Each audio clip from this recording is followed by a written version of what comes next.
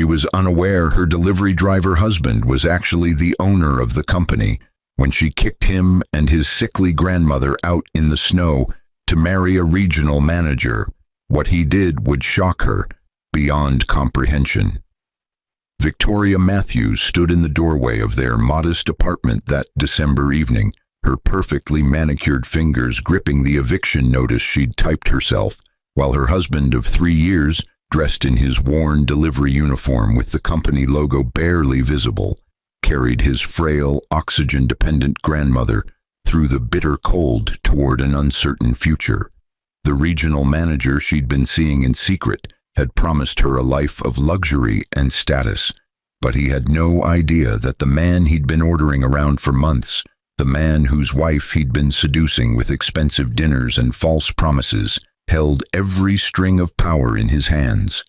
As snowflakes gathered on the shoulders of the grandmother's thin shawl, and the delivery driver loaded her portable oxygen tank into their decade-old sedan, Victoria smiled at her reflection in the window, completely oblivious to the empire she was about to lose access to forever. What would happen when the regional manager discovered the truth about who he'd been humiliating? How would Victoria react when the delivery driver revealed his true identity at the company's annual board meeting? Could the sickly grandmother survive the freezing night that her own granddaughter-in-law had forced upon her? And what shocking move would the husband make that would transform Victoria's carefully planned betrayal into her most devastating nightmare? The wind cut through the Chicago streets like frozen knives, but Victoria Matthews barely noticed as she watched the taillights of the battered Honda disappear into the swirling snow. Her soon-to-be ex-husband, James Richardson, had finally left, taking his burden of a grandmother with him, and Victoria felt nothing except relief mixed with anticipation for the new life waiting just around the corner. She closed the apartment door and leaned against it, exhaling slowly. The reflection in the hallway mirror showed a woman of 32, attractive by conventional standards, but with eyes that had grown harder over the past year. Those eyes had seen too many delivery uniforms, too many late nights when James came home smelling of cardboard and diesel fuel, too many conversations about building their future that never seemed to materialize into anything substantial. But that was about to change. Victoria's phone buzzed in her pocket. The text from Derek Morrison, regional manager of Quickship Logistics, made her smile. "Is it done? Can I come over now?" She typed back quickly. "Give me 20 minutes. Want everything perfect for you." What Victoria didn't know, what she couldn't possibly have known, was that Derek Morrison was about to have the worst night of his professional life, but not for any reason he could currently imagine. The regional manager position he held so proudly, the one that had allowed him to seduce a delivery driver's wife with promises of luxury and advancement, was about to become utterly meaningless in ways that would redefine his understanding of hierarchy and power. James Richardson had met Victoria at a corporate charity event, though she'd assumed he was there as a donor rather than as the anonymous benefactor who'd funded the entire evening. He'd been wearing a simple suit, expensive but understated, and when she'd asked what he did for a living, he'd simply said, "I work in logistics." It wasn't technically a lie, but it wasn't the whole truth either. The truth was that James Richardson, at age 28, had inherited Quickship Logistics from his father, who'd built it from a single delivery van into a regional powerhouse with 14 distribution centers and over 3,000 employees. But James had also inherited his father's philosophy: never let wealth separate you from understanding the business from the ground up. His father, Robert Richardson, had made James promise something on his deathbed. Spend at least 5 years working as a regular employee before you take the throne. Learn what makes this company actually run, not from reports or boardrooms, but from the loading docks and delivery routes. Promise me.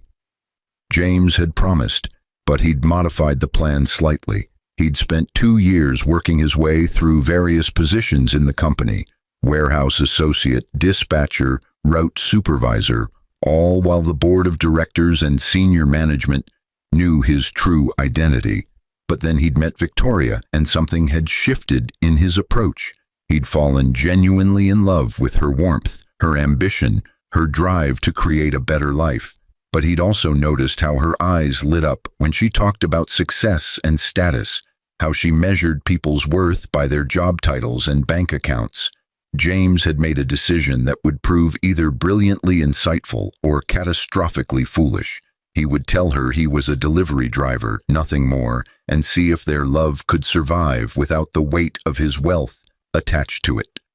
"I want to be loved for who I am, not what I own," he'd confided to his grandmother Eleanor, the only family member he had left after his parents' deaths. Eleanor had raised her eyebrows from her armchair, oxygen tube trailing from her nose to the portable tank beside her. "That's noble, Jamie, but it's also dangerous. You're testing her, and tests like that rarely end well for anyone." But James had been determined, and Victoria had seemed genuinely in love with him, despite his modest delivery driver salary. They'd married in a small ceremony, moved into a reasonable apartment, and for the first year everything had seemed perfect. The cracks had started showing in year 2. Victoria moved through the apartment quickly, removing the last traces of James and Eleanor from the living space. The oxygen tank stand went into the closet. The photographs came down from the walls. The modest furniture that James had brought from his grandmother's old house, pieces that were actually valuable antiques, though Victoria had never bothered to look closely enough to notice. She pushed into the spare bedroom. Within 30 minutes, the apartment looked like a different place, ready for the new chapter of her life with Derek Morrison, a man who understood success and wasn't afraid to pursue it. Derek arrived at 8:30 carrying champagne and wearing a smile that suggested he'd won some kind of victory. In his mind, he absolutely had. He'd identified an unhappy wife, cultivated her dissatisfaction with her delivery driver husband, and positioned himself as the superior alternative. It was a game he'd played before, though never with quite such satisfying results as watching one of his own drivers get kicked out into the snow. "You actually did it," Derek said, setting the champagne on the counter and pulling Victoria into an embrace. "I'm proud of you. That took courage." Victoria melted into his arms, breathing in his expensive cologne. "I couldn't do it anymore, Derek. The constant smell of diesel fuel, the way he'd come home exhausted every night, the way he wasted our money taking care of that sick old woman who isn't even really his responsibility. She's his grandmother. Let her children take care of her." Derek kissed her forehead. "You deserve so much better, and starting Monday, you're going to have it.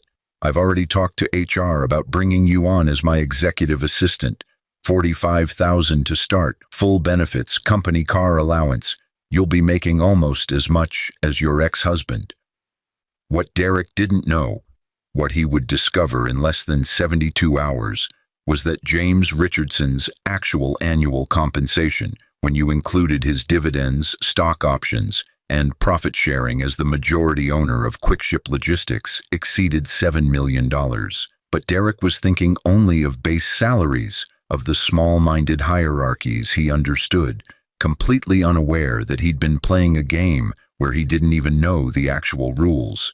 Derek Morrison had called James Richardson into his office for what he'd assumed would be a routine disciplinary meeting, but was actually an opportunity to humiliate the man whose wife he'd been seducing for the past 6 months.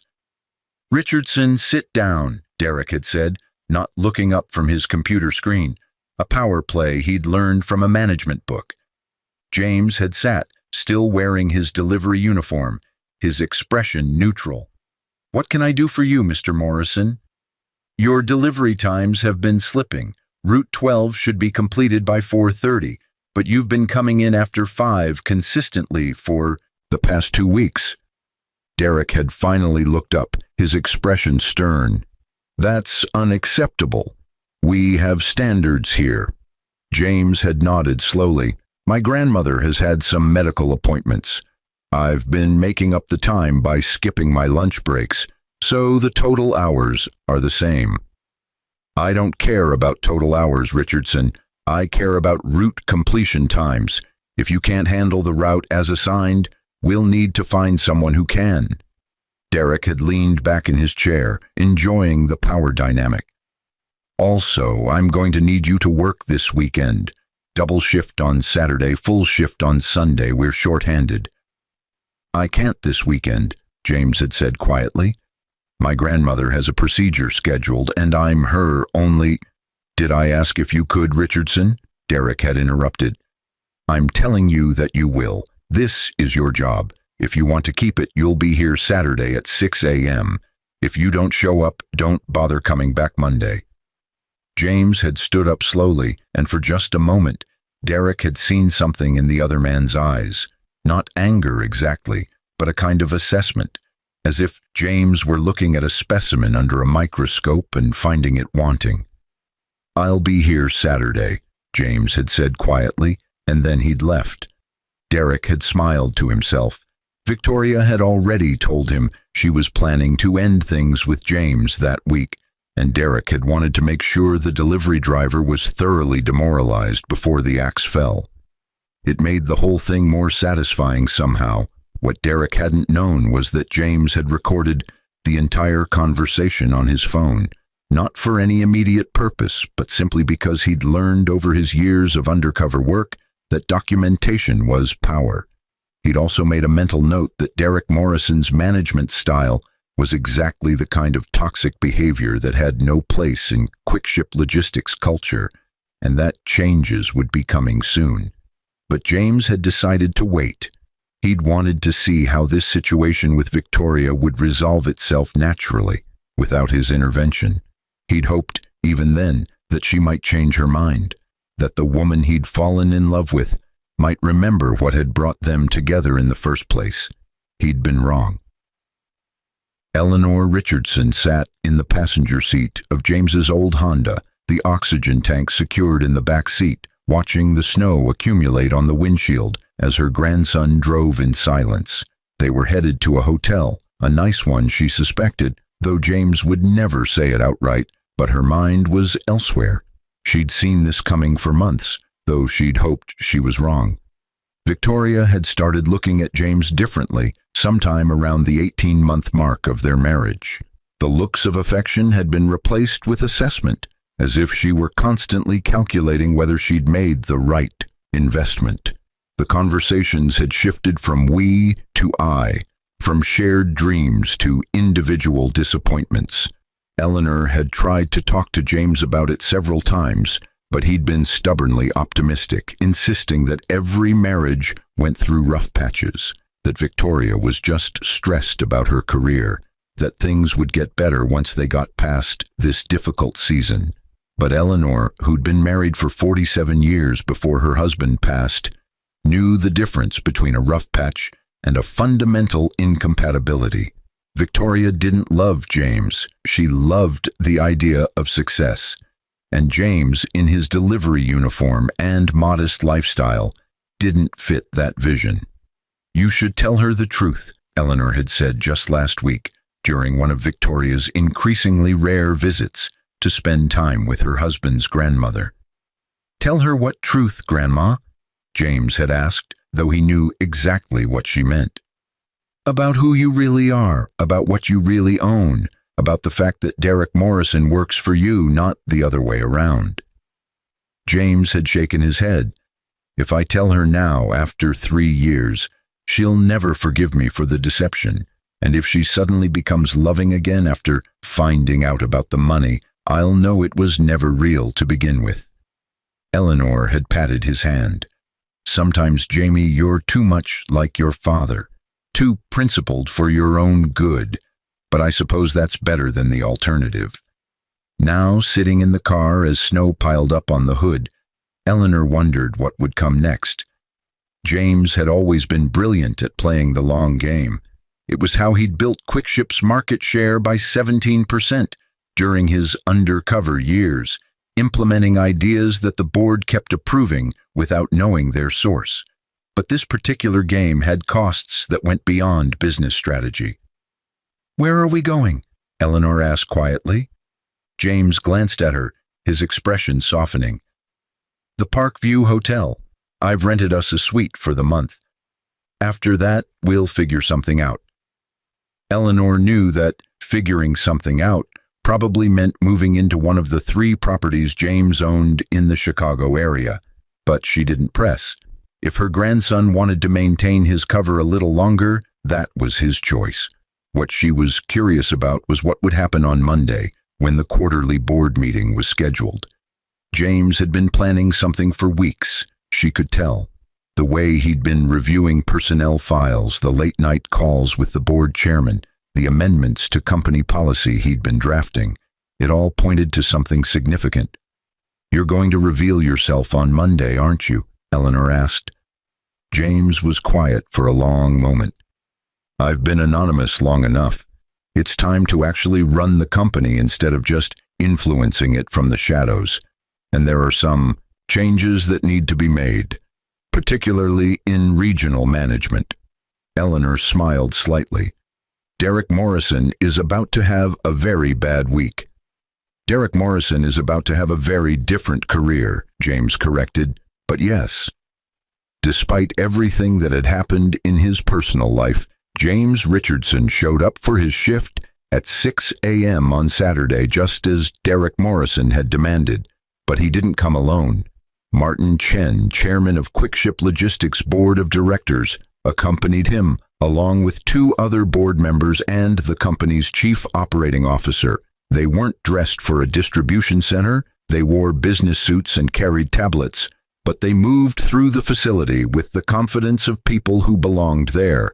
Derek Morrison arrived at 6:30, coffee in hand, and stopped dead when he saw the group of executives standing near the loading dock.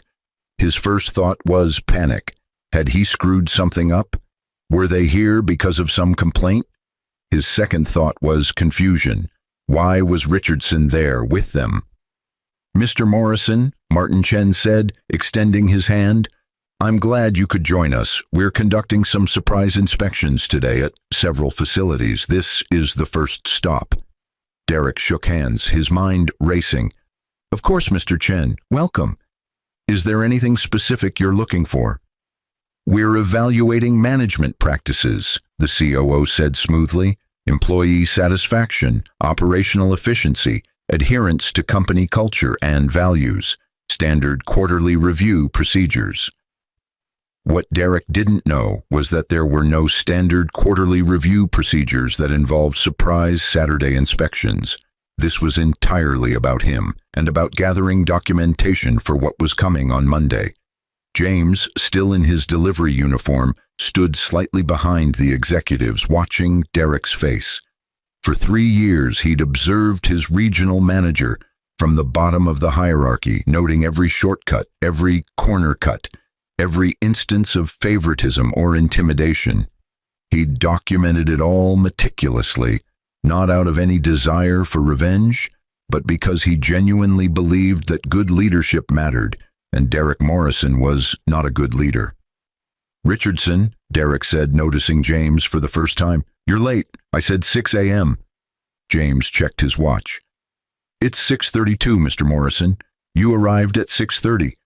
I've been here since 5:45, actually, helping unload the overnight shipment." Derek's jaw tightened. Having this particular employee contradict him in front of executives was exactly the kind of insubordination he would normally punish, but he couldn't do that with the board chairman standing right there. "We'll discuss your attitude later," Derek said tersely. Martin Chen raised an eyebrow. "Actually, Mr. Morrison, I'd like to discuss your management approach now. You have a few minutes to chat in your office." What followed was an hour-long interview that Derek would later describe as the most uncomfortable experience of his professional life. The board members asked pointed questions about his leadership philosophy, his approach to work-life balance for his employees, his thoughts on treating people with dignity and respect.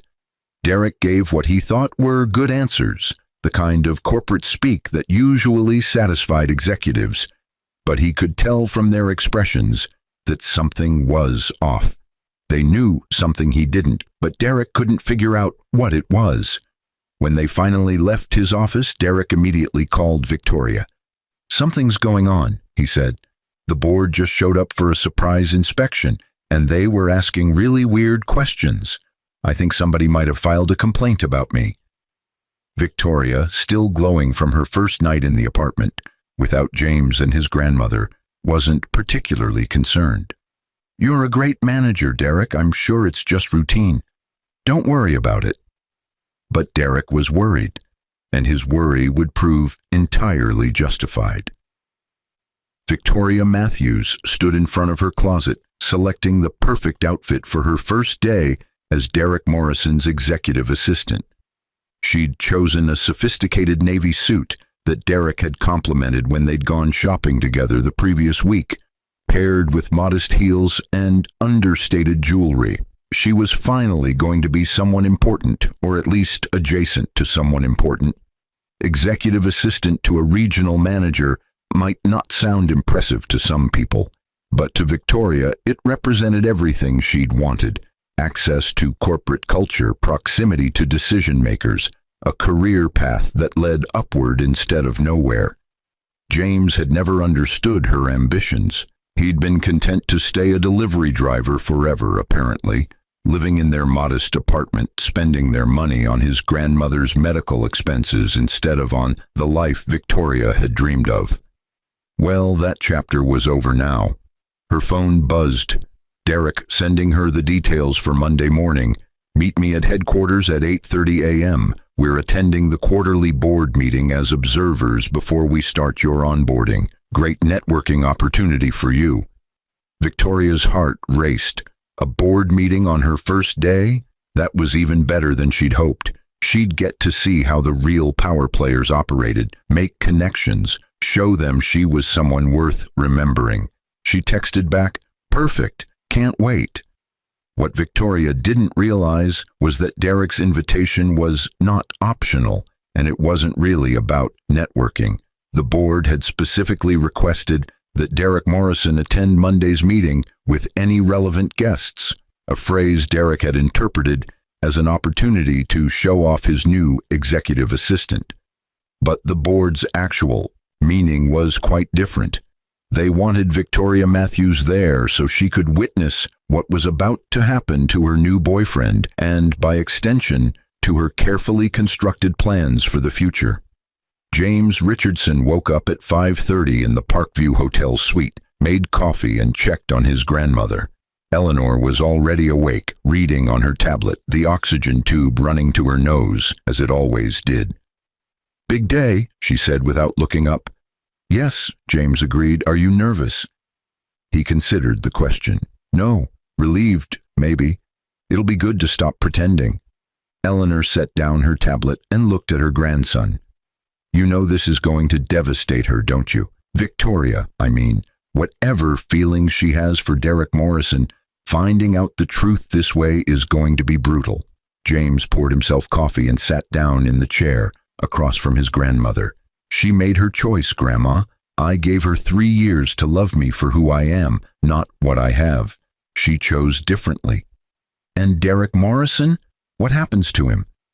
"He gets reassigned," James said simply. "We're moving him to a position where his management style can't hurt people anymore. Probably some kind of project coordination role with no direct reports. He's not without skills. He's good at logistics planning, actually. He's just terrible at treating human beings like they matter." Eleanor nodded slowly. "And the company? This reveal is going to send shockwaves through the whole organization." "That's the point," James said. "For 3 years, I've been learning everything about how QuickShip actually operates from the ground level. I've seen what works and what doesn't, who the real leaders are and who's just coasting on their position. Now it's time to use that knowledge to make the company better." He checked his watch. "I need to go. The meeting starts at 9 and I want to be there early." "What are you going to wear?" Eleanor asked with a slight smile. James grinned. "My delivery uniform at first, just for the dramatic effect. But I've got a suit in the car for after the initial reveal." "Your father would be proud," Eleanor said softly. "Not of the drama. He hated drama. but of the work you've put in, the way you've actually learned the business. He'd be very proud." James kissed his grandmother's forehead. "Thanks, Grandma. I'll call you when it's over." The Quickship Logistics boardroom occupied the entire top floor of the company's downtown Chicago headquarters, with floor-to-ceiling windows offering views of the city skyline. 23 people had gathered by 8:55 a.m. The 7 board members, the executive leadership team, several regional managers, including Derek Morrison, and a few observers and assistants. Victoria Matthews arrived with Derek at 8:45, her navy suit perfectly pressed, her confidence high. She noticed a few people giving her curious looks, probably wondering who Derek's new assistant was, but she ignored them, focusing instead on trying to memorize names and faces of the powerful people in the room. Derek was more nervous than Victoria had ever seen him. He kept checking his phone, adjusting his tie, scanning the room as if looking for threats. "This is weird," he muttered to Victoria. "Board meetings don't usually include regional managers unless something big is happening." "Maybe they're announcing a restructuring," Victoria whispered back, "or a promotion. You've been doing great work. Maybe this is your moment." Derek wanted to believe that, but the presence of the board chairman, the COO, and several attorneys from the company's legal team suggested this wasn't about promotions. At exactly 9 a.m., Martin Chen called the meeting to order. "Thank you all for being here. We have some significant announcements to make this morning, and I wanted to ensure we had the appropriate witnesses present." He paused, scanning the room. "Many of you know that Quickship Logistics has operated for the past 5 years under an unusual arrangement. Our founder, Robert Richardson, passed away 5 years ago, leaving the company to his son James with specific conditions. Those conditions required James to work in the company at ground level for a minimum of 5 years before assuming his role as owner and CEO. Derek felt Victoria's hand tighten on his arm. Something in her expression had changed, though she didn't yet understand why. Martin continued, "That 5-year period ended last month. James has spent the past 3 years working as a delivery driver, route supervisor, and in various other positions throughout the company, learning our operations from the ground up.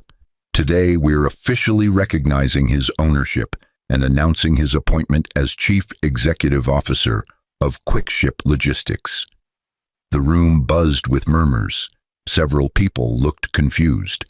One of the other regional managers leaned over to Derek and whispered, "Did you know about this?" Derek shook his head, his face pale. His mind was racing, trying to connect dots that didn't quite fit together yet. Martin Chen gestured toward the door.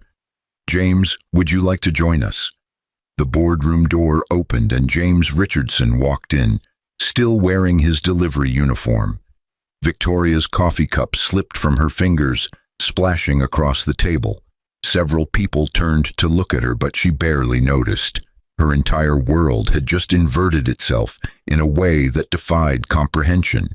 That was her husband, her ex-husband, the delivery driver she'd kicked out into the snow 3 days ago, walking into the boardroom, being introduced as the owner of Quickship Logistics. Derek Morrison's reaction was slower, but no less devastating. The delivery driver he'd been humiliating for months, the man whose wife he'd seduced, the employee he'd threatened with termination just last week. That man was his boss, had always been his boss, would always be his boss. James stood at the head of the table, still in his uniform, and looked around the room with calm, measuring eyes. When his gaze landed on Victoria and Derek, sitting together in observers' chairs against the wall, he paused for just a moment. Victoria saw something in his expression, not anger exactly, but a deep sadness mixed with resignation. "Thank you, Martin," James said, his voice steady.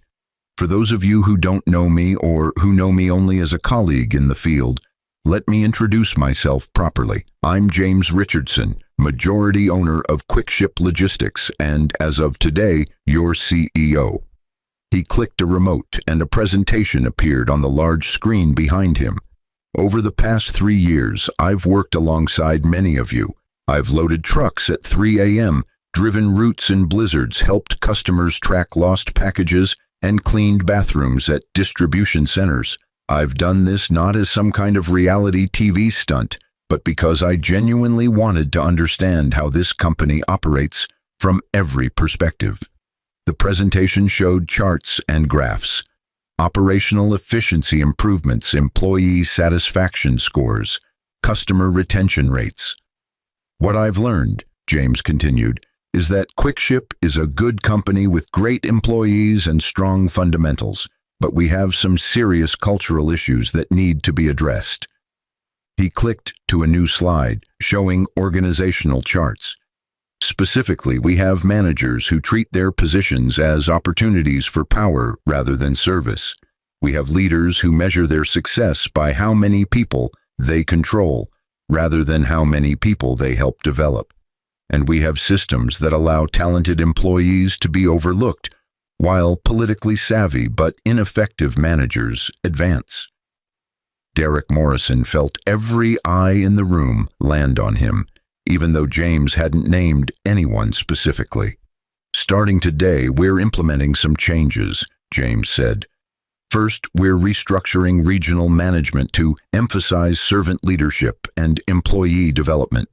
Managers will be evaluated not just on operational metrics, but on employee satisfaction, retention, and growth. He clicked again, and Derek's name appeared on the screen under Management Reassignments. Derek Morrison, currently regional manager for the Central District, will be transitioning to a new role as Senior Logistics Coordinator for Special Projects. This is a lateral move in terms of compensation, but it removes direct reports and focuses on Derek's considerable strengths in planning and coordination rather than personnel management. The room was silent. Everyone understood what had just happened. Derek Morrison had been demoted in all but name, stripped of his power and authority in front of the entire company leadership. Victoria's face had gone completely white. She wasn't stupid. She could see the connections now, understand the full scope of what she'd done. She'd left the owner of the company for a regional manager who was about to be reassigned. She'd kicked out the man who could have given her everything she wanted, because he'd chosen to work honestly instead of leveraging his position. But the true weight of her mistake hadn't fully hit her yet. That would come later.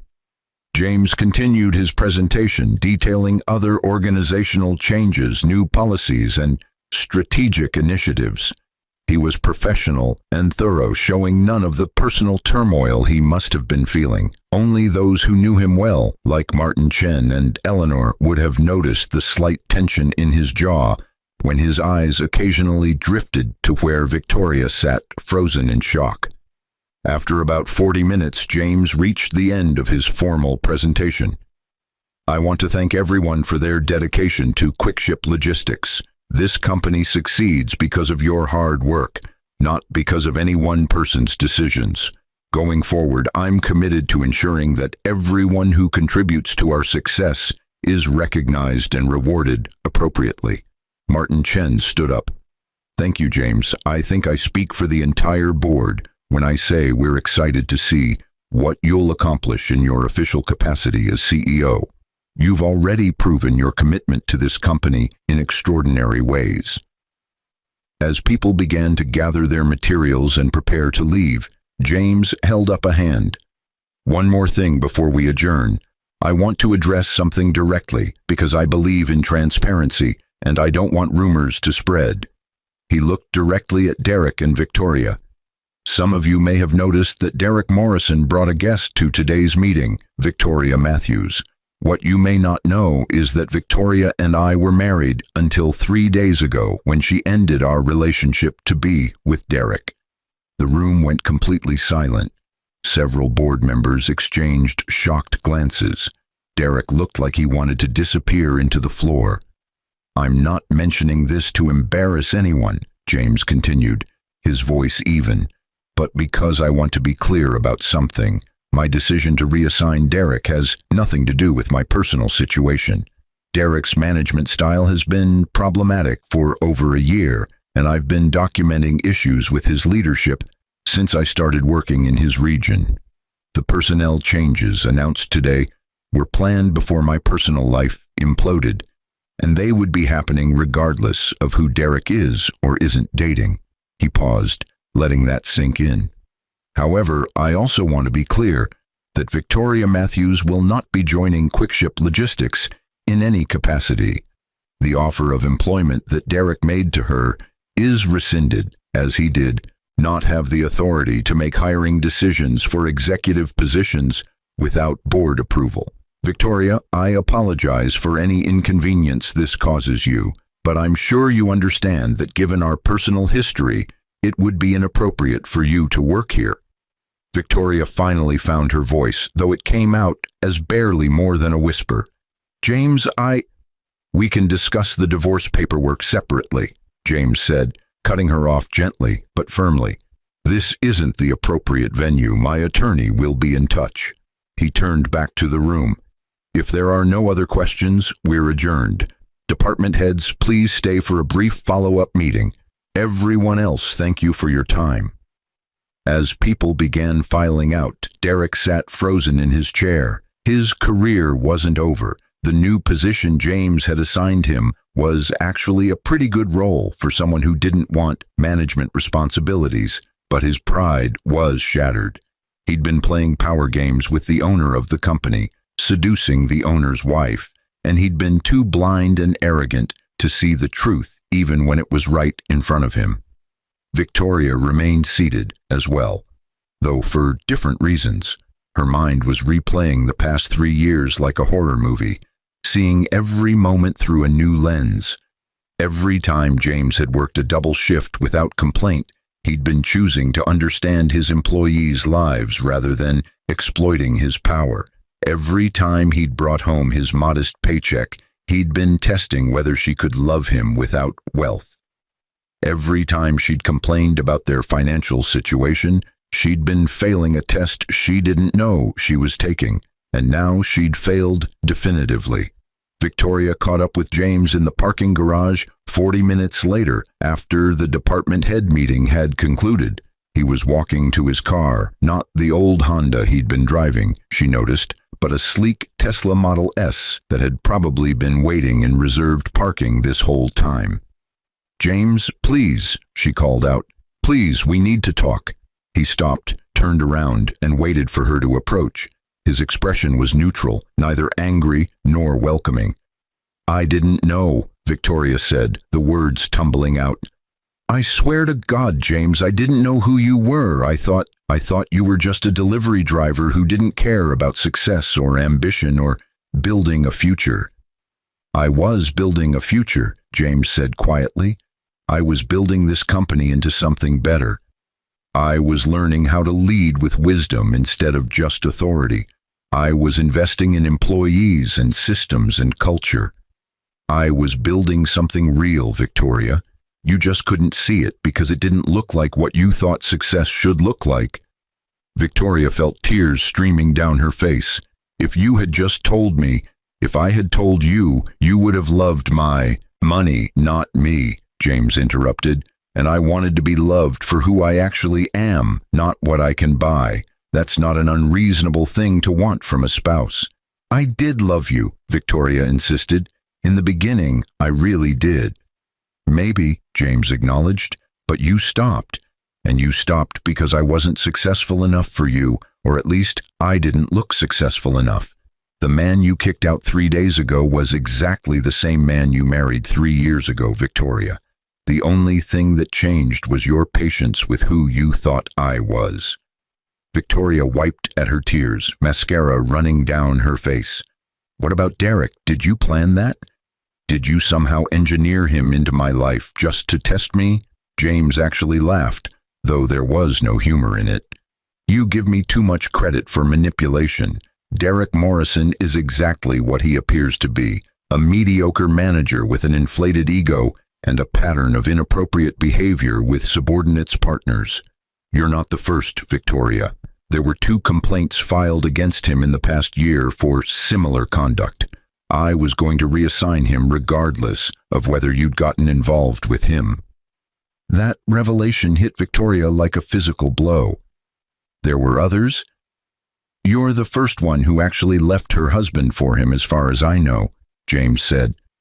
But yes, Derek has a pattern. He identifies unhappy women married to men under his supervision, and he uses his position to seduce them. It's a power thing for him. The board and I have been building a case for months. Victoria felt sick. She'd thought Derek genuinely cared about her, that their connection was real, that he saw something special in her that James had missed. But she'd just been another conquest, another notch in Derek Morrison's belt, another example of his need to dominate. "I've made a terrible mistake," Victoria whispered. "Yes," James agreed, "but we all make mistakes. The question is what we learn from them." He unlocked his car. "My lawyer will send you divorce papers this week. The settlement will be generous. I'm not interested in punishing you financially. You'll get alimony for 3 years, enough to get yourself established. After that, you're on your own." "James, please," Victoria said desperately. "Can't we try again? Now that I know the truth, can't we?" "No," James said firmly, "because now I know the truth too. I know that you couldn't love me when you thought I was ordinary. I know that you valued status over character, appearance over substance. I know that when things got hard, you didn't communicate with me or work to fix our problems. You found someone else and kicked me out into the snow along with my dying grandmother." That last part landed with particular weight. Victoria had almost forgotten about Eleanor in the chaos of the morning's revelations. "How is Eleanor?" Victoria asked quietly. "Alive, despite your best efforts," James said, his voice harder than she'd ever heard it. "We spent Friday night in a hotel because you threw us out with nowhere to go. My 83-year-old grandmother, who needs oxygen to breathe, spent hours in a freezing car because you couldn't be bothered to show basic human decency. That, Victoria, is what I can't forgive. You didn't just betray me. You endangered someone vulnerable and defenseless because she was inconvenient to your plans." Victoria had no response to that. She'd thought of Eleanor as a burden, an obligation that James was foolish to maintain. She'd never considered her as a person, as someone's beloved grandmother, as a woman who'd raised James when his parents died and who deserved better than being thrown out into the snow. "I'm sorry," Victoria said, though she knew it was inadequate. "I believe you," James said, "but sorry doesn't change anything. Goodbye, Victoria." He got into his Tesla and drove away, leaving Victoria standing alone in the parking garage, the ruins of her carefully constructed plans scattered around her like debris. James Richardson sat in his new office, the CEO's suite that had remained empty for 5 years while he learned the business from the ground up, reviewing employee satisfaction surveys with his chief of operations. The changes he'd implemented were working. Employee retention was up 17%. Customer satisfaction had improved. Several toxic managers had been transitioned out of leadership roles, and a new culture of servant leadership was taking root. His grandmother Eleanor was doing better too. James had moved her into his penthouse apartment, hired a full-time nurse to help manage her medical needs, and spent his evenings with her when he wasn't traveling for work. She was still sick, still declining slowly, but she was comfortable and cared for and surrounded by love. "You did the right thing," Eleanor told him one evening as they sat together watching the sunset over Chicago. "With Victoria, with Derek, with all of it. I know it hurt, but you did the right thing." James nodded. "It did hurt. It still does sometimes. I really loved her, Grandma." "I know, sweetheart, but she didn't love the real you. She loved an idea of who she wanted you to be. That's not the same thing." "No," James agreed. "It's not." Eleanor was quiet for a moment, then asked, "Have you heard from her?" "Her lawyer contacts my lawyer about the divorce proceedings. It should be finalized next month. Beyond that, no. She moved out of the apartment, got a job at a different company, something in marketing, I think. Derek's in his new position and apparently doing fine. I hear he's dating someone from accounting now. Do you think he learned anything?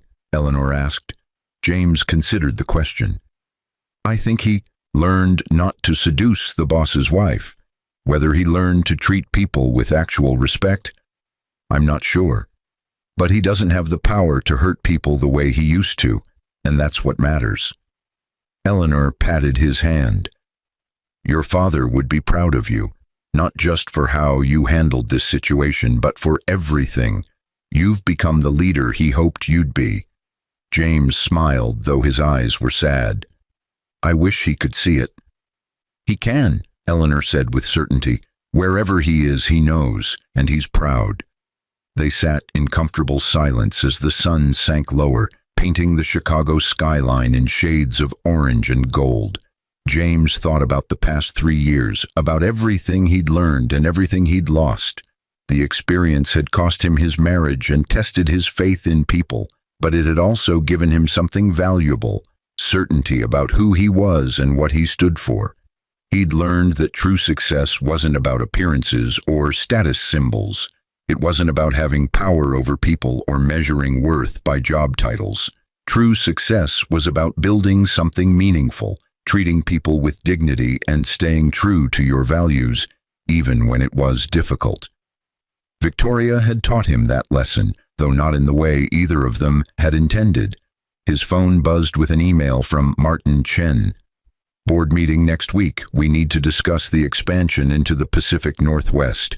Your strategy proposal was excellent. Let's make it happen. James smiled and typed back a quick response. This was his life now, building the company his father had started, creating opportunities for thousands of employees, making decisions that actually mattered.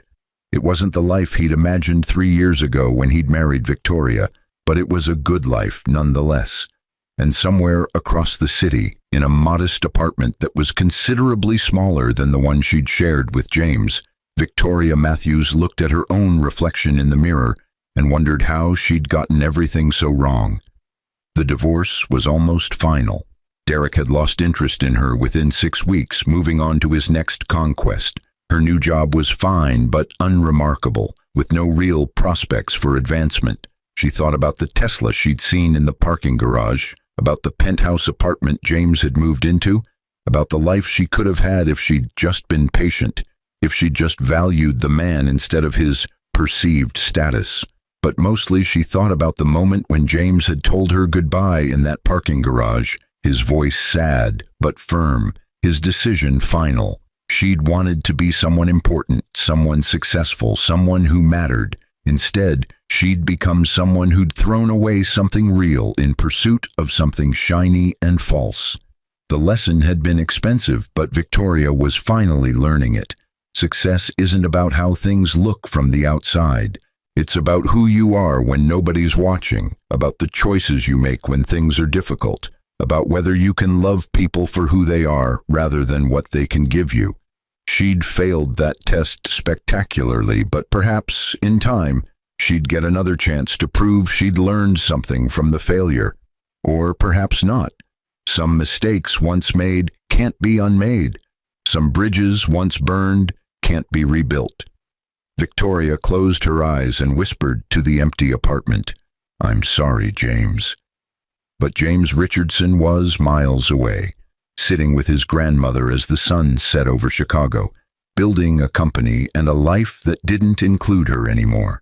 And that perhaps was exactly what both of them needed.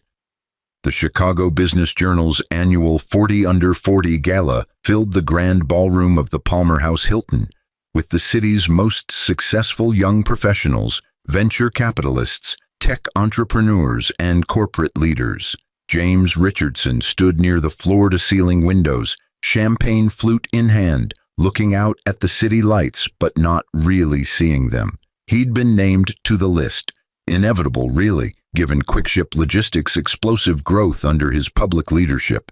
But the recognition felt hollow somehow. The company had expanded into 17 new markets, Employee satisfaction scores were at an all-time high, and revenue had increased by 43% in just 2 years. By every objective measure, he was succeeding beyond even his father's ambitious expectations. But success, he'd learned, didn't fill the empty spaces in your life. Mr. Richardson, a voice pulled him from his thoughts. He turned to find a young woman in an elegant black dress, her dark hair pulled back in a simple but sophisticated style. She looked vaguely familiar, though he couldn't immediately place her. "I'm sorry to interrupt," she continued, offering a hesitant smile. "I'm Rachel Okonkwo. I work in your Southeast Distribution Center. Well, I used to. I was just promoted to Assistant Operations Manager for the region." James's face brightened with genuine warmth. "Rachel, of course. You were the one who redesigned the package sorting workflow that saved us 20 minutes per shift. That was brilliant work. Congratulations on the promotion." Rachel's surprise was evident. "You remember that? I mean, you remember me?" "I remember everyone who makes QuickShip better," James said simply. "That's not corporate speak. I actually mean it. Your innovation is being rolled out across all our facilities now.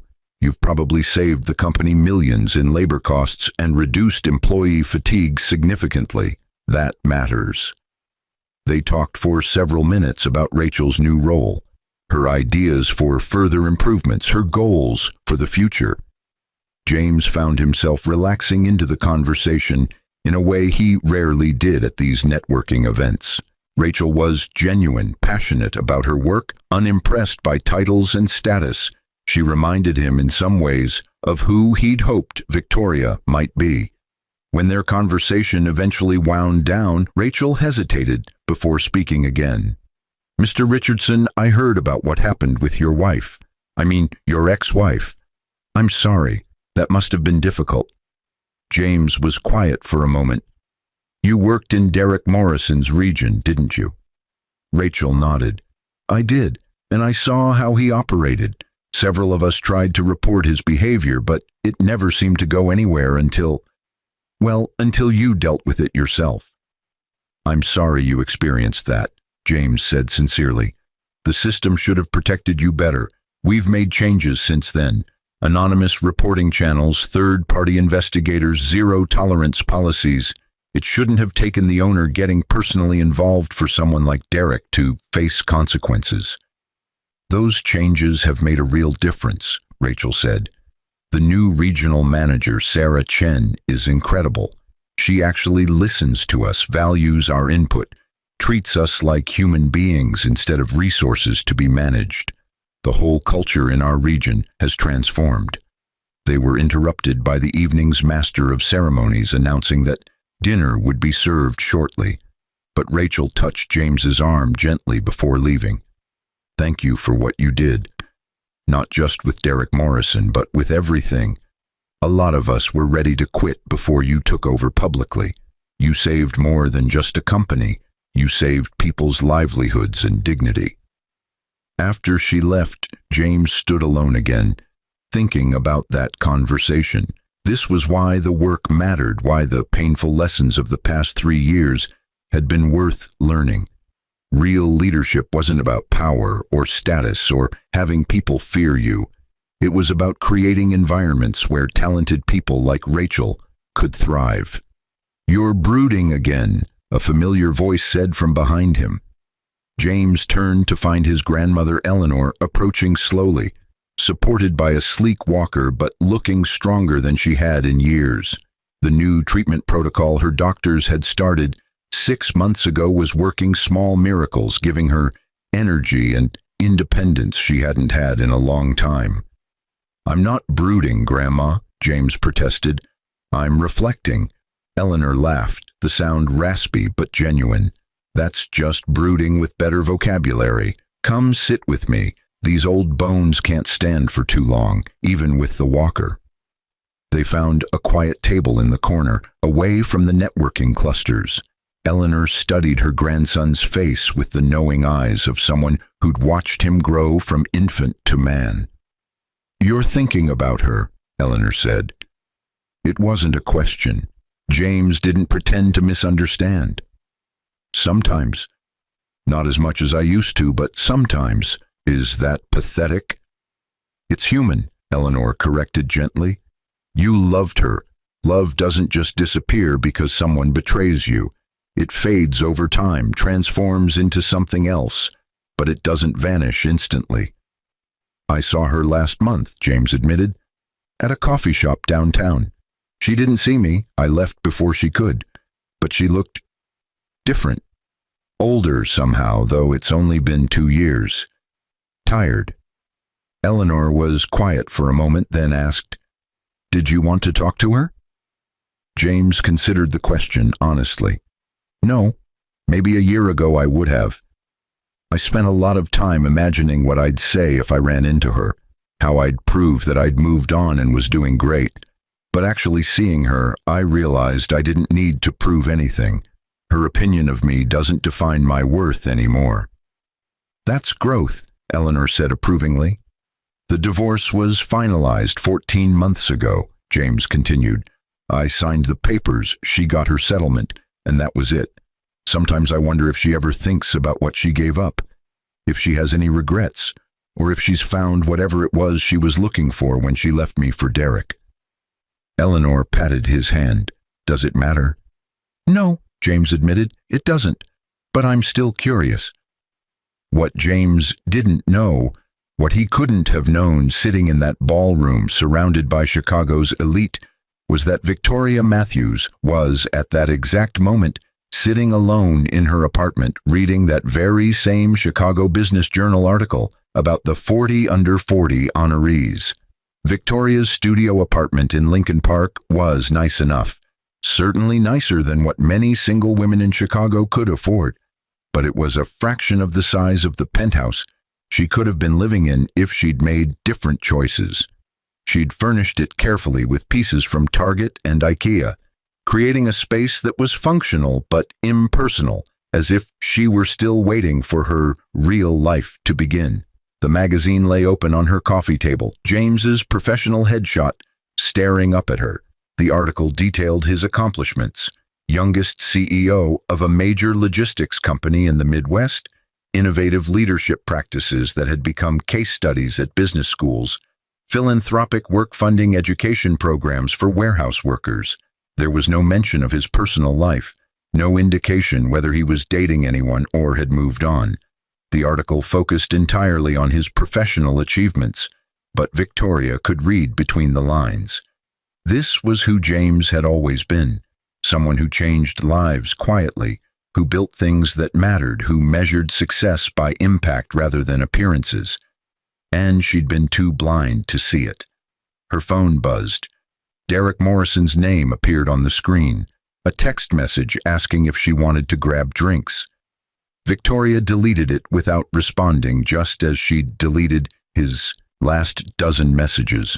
Derek had circled back to her several times over the past 2 years, usually when whatever relationship he was currently in had ended, apparently thinking Victoria might be desperate enough to take him back.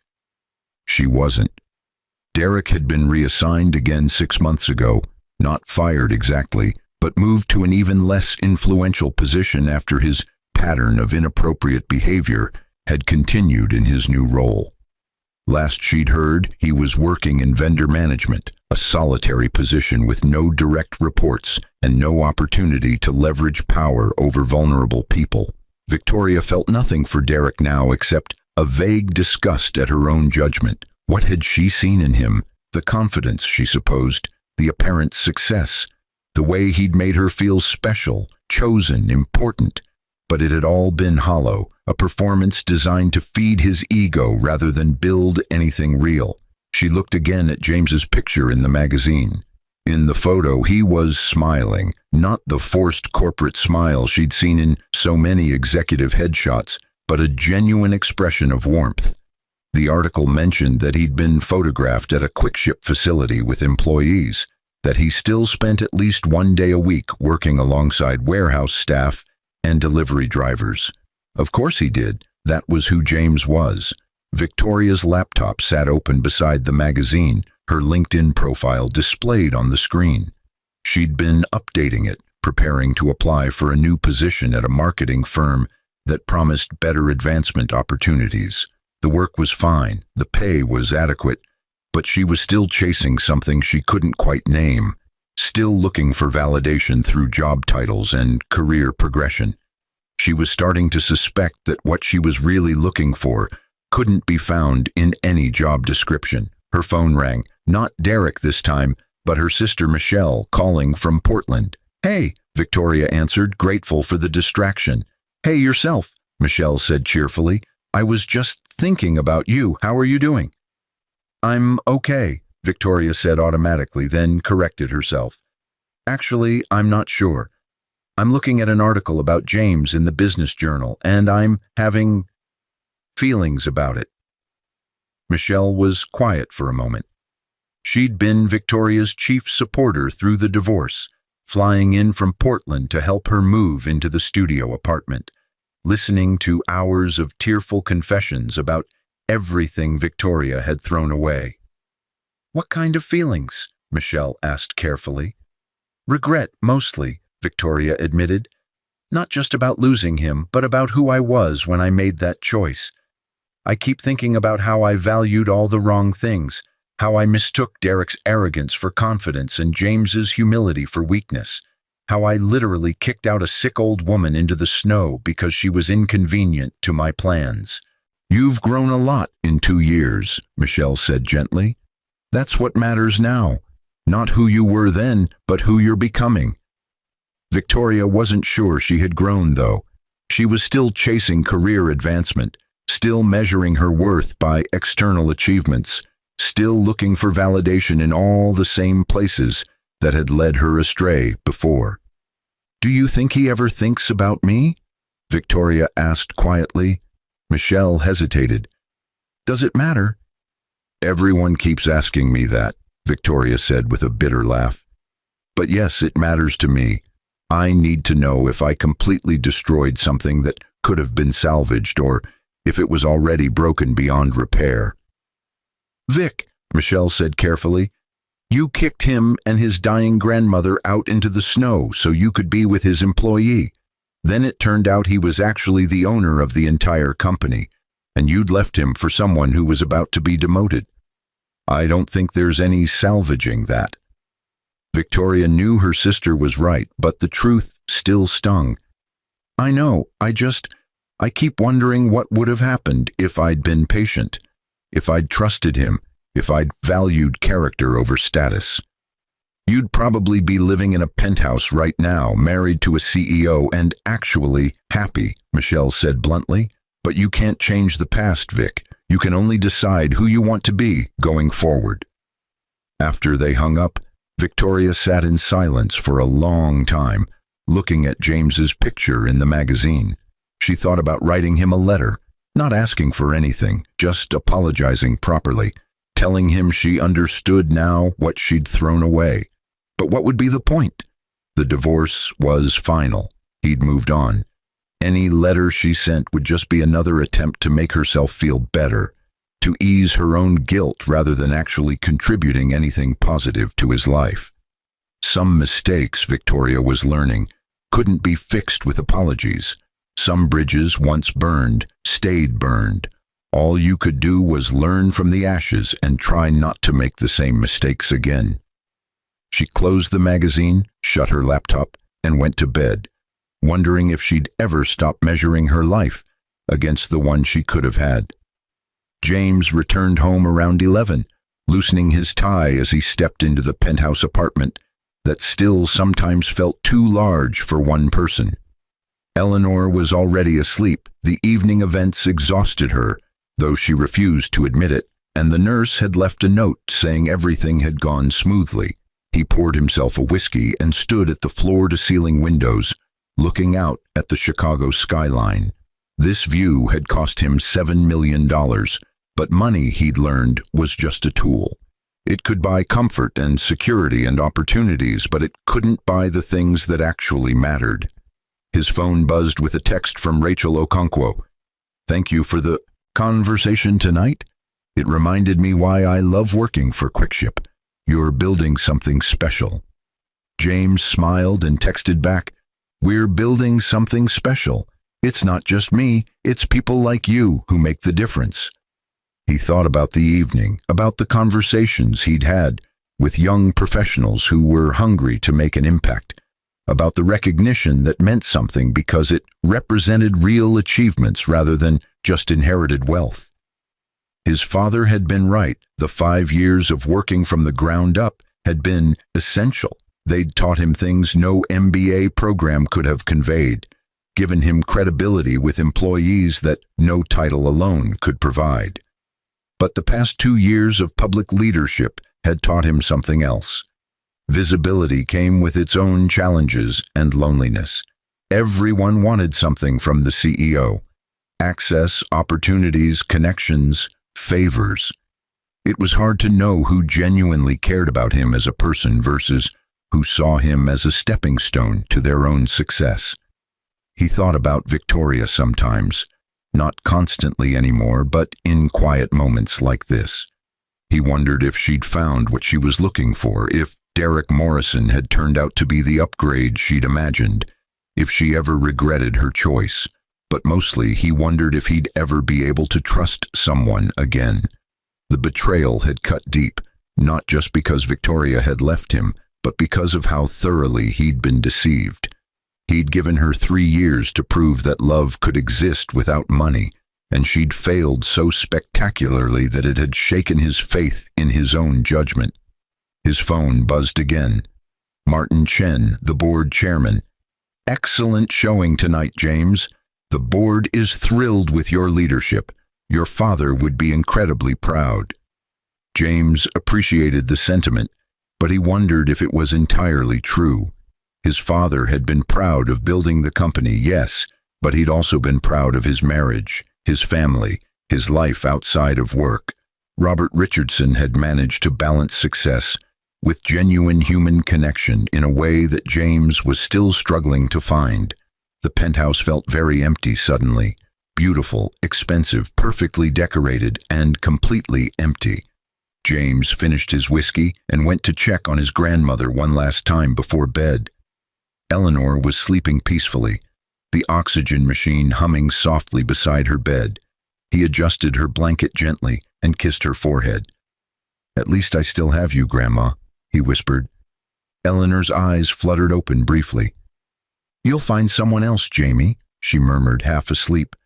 "Someone who sees you clearly, someone worthy of you."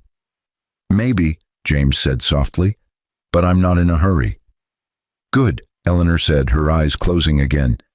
"Better to be alone than to be with the wrong person. Your father taught me that." James smiled, though she couldn't see it. "Sleep well, Grandma." He returned to his own room, changed into comfortable clothes, and lay in his king-sized bed, staring at the ceiling. Tomorrow would bring new challenges, a merger discussion with a West Coast competitor, a presentation to investors, a site visit to the new distribution center in Minneapolis. The work never stopped, and James was grateful for that. Work, at least, made sense. Put in the effort, make good decisions, treat people well, and you got results. Relationships were messier, more unpredictable, more vulnerable to the kind of catastrophic misjudgment he'd made with Victoria.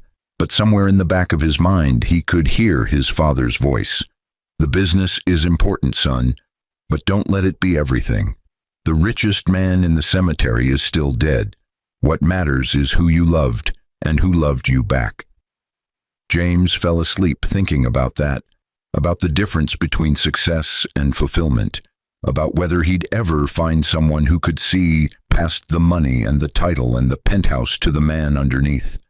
Someone who would have loved him just as much. When he was wearing a delivery uniform and living in a modest apartment. Someone, in other words, who was nothing like Victoria Matthews. The Quickship Logistics annual company picnic filled Grant Park with over 5,000 employees and their families, a tradition James had started in his first year as public CEO. He moved through the crowd easily, stopping to talk with warehouse workers, delivery drivers, office staff, and executives without any visible distinction in how he treated them. Rachel Okonkwo, now the regional operations director for the entire Midwest, walked beside him with her husband Marcus and their 2-year-old daughter. "This is incredible, James," she said, gesturing at the massive gathering. "I remember when these picnics were just departmental affairs with maybe 50 people. Now it's the whole company." "Culture matters," James said simply. "People work harder when they feel like they're part of something bigger than just a paycheck."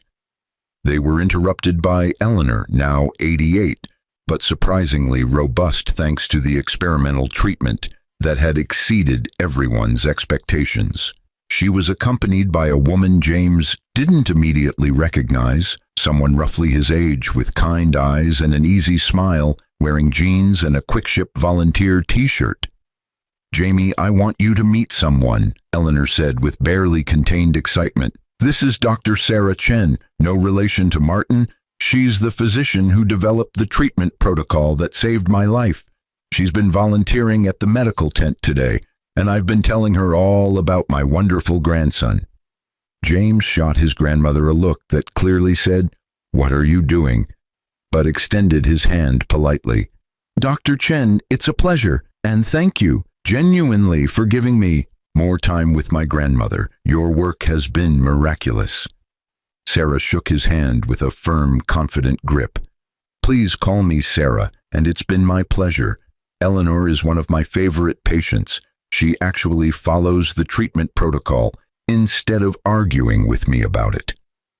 They talked for several minutes about Eleanor's progress, about the research Sarah was conducting, about the challenges of making innovative treatments accessible to patients who couldn't afford experimental medicine.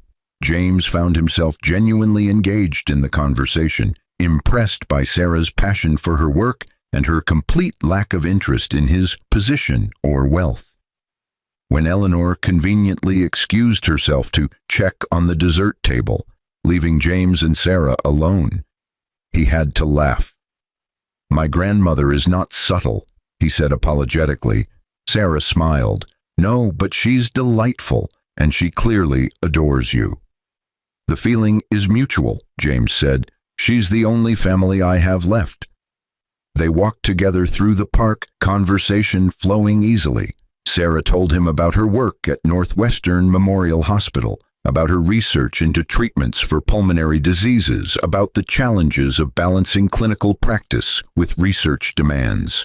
James found himself talking about Quick-Ship with genuine enthusiasm, explaining his philosophy of servant leadership and employee development. What struck him most was that Sarah never once asked about his wealth, his properties, his net worth, or his success. She was interested in his ideas, his values, his approach to leading people, the substance rather than the symbols. After about an hour, Sarah checked her watch. "I should get back to the medical tent. My volunteer shift isn't over for another hour, but this has been really nice, James. Your grandmother talks about you constantly, and I have to admit, I was skeptical. But you're actually as decent as she claims." James laughed. "That's probably the best compliment I've received in years. Would you be interested in having coffee sometime? Not as a patient's grandson and her doctor, but just as two people continuing this conversation?" Sarah's smile widened. "I'd like that. Though I should warn you, I'm terrible at dating. I work ridiculous hours. I'm passionate about my research to the point of obsession, and I have no interest in fancy restaurants or expensive gifts. I'd rather grab pizza and talk about things that matter." "That," James said softly, "sounds absolutely perfect." They exchanged numbers, and as Sarah walked back to the medical tent, James felt something he hadn't experienced in 7 years. Hope. Not the desperate hope of someone trying to fix what was broken, but the quiet hope of someone ready to build something new. Eleanor appeared at his elbow, looking entirely too pleased with herself. "She's wonderful, isn't she?" "Grandma, you're shameless," James said, but he was smiling. "I'm dying. Well, technically I was dying, but the point stands. I'm old and I've earned the right to meddle in my grandson's love life. Eleanor squeezed his arm. She's nothing like Victoria, Jamie. She doesn't care about your money or your title. She barely even knew who you were until I told her. I noticed, James said. And yes, she's wonderful. We're having coffee next week. Eleanor beamed. Your father would approve. He always said the right person would be someone who challenged you intellectually, matched your values, and didn't give a damn about your bank account. They stood together watching the picnic, watching QuickShip employees enjoying time with their families, watching the community that James had worked so hard to build. It wasn't perfect, no company ever was, but it was good, and it was getting better. James's phone buzzed, an email from his attorney with the subject line, FYI, Victoria Matthews. He almost deleted it without reading, but curiosity got the better of him. The email was brief. James thought you should know that Victoria Matthews was arrested yesterday for embezzlement from her employer. Apparently, she'd been skimming from client accounts for about 18 months. She's looking at serious prison time. I'm sure the press will connect her to you eventually, so I wanted you to hear it from me first. Let me know if you want our PR team to prepare a statement. David. James read the email twice, feeling a complicated mix of emotions. Sadness, mostly, not for himself, but for Victoria, for the person she'd become in her endless pursuit of success and status. The woman he'd married, for all her flaws, would never have stolen from clients. But somewhere along the way, she'd lost herself completely. Eleanor noticed his expression change. What is it? He showed her the email. Eleanor read it slowly, her face grave. That poor, foolish girl, Eleanor said quietly. She had everything and threw it away, and then she couldn't stop chasing what she'd lost. This is tragic, Jamie. Yes, James agreed. It is. Are you going to make a statement? James thought about it, then shook his head. No, this isn't about me. This is about Victoria's choices and their consequences. I'm not going to use her tragedy to make myself look good by comparison. I'll hope she gets the help she needs in prison, that she learns something from this, that she eventually finds some kind of peace. Eleanor smiled sadly. You're a better person than she deserved. No, James said. I'm just someone who learned expensive lessons about forgiveness and moving forward. Holding on to anger about Victoria would only poison my own life. She's suffering enough without me adding to it. They stood in silence for a moment, and then James tucked his phone away and turned back to the picnic, to the thousands of employees who were his responsibility and his purpose, to the life he'd built from the ashes of his marriage. In the distance, Sarah Chen was treating a child's scraped knee, her competence and compassion evident even from across the park. James found himself smiling, thinking about their coffee date next week, about the possibility of connection with someone who valued the same things he did. The past had been painful, but it had taught him what he needed to know. Success without character was meaningless, status without substance was empty, and love built on anything except genuine mutual respect and understanding was doomed to fail. Victoria had taught him all of that, though not in the way either of them had intended. Now, finally, he was ready to use those lessons to build something real. Come on, Grandma, James said, offering Eleanor his arm. Let's go get some barbecue before the ribs run out, and then maybe you can tell me more about Dr. Chen, purely for medical history purposes, of course.